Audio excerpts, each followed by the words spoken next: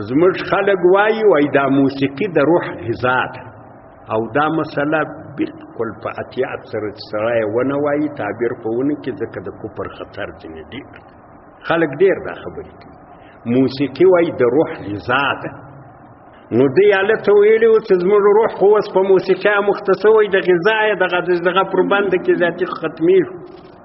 او دا خبره په ټولنه کې مستعملیږي سخته ګناه ده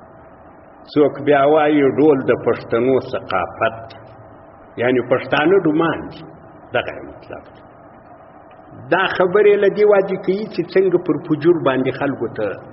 ترغیب ورکړي دا دواړې خبرې غلطي بلکې د روح غذا د شی په اصل کې الله جل جلاله ستا روح ته کومه غذا مقرره کړې سوره یونس کې به غالبا آیات راځي کله یوسف سے روح واته د په سوره رات کې ده الا بذکر الله تطمئن القلوب د روح غذا د زړه غذا دلته یو مسله ده یو روح بولی یو نفس بولی یو قلب بولی یو عقل بولی دا څلور لفظونه دي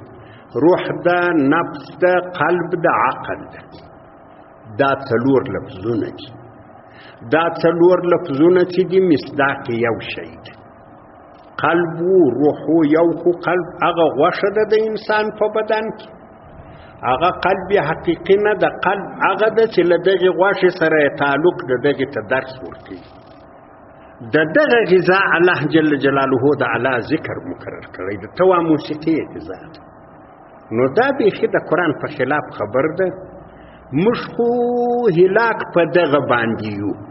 چې د مسلمانۍ دعوه کوو مګر مسلمانۍ را معلومه نه ده چې څه پر خوله راوایي نو د روح غذا چې ده دا د الله جل جلاله ذکر ده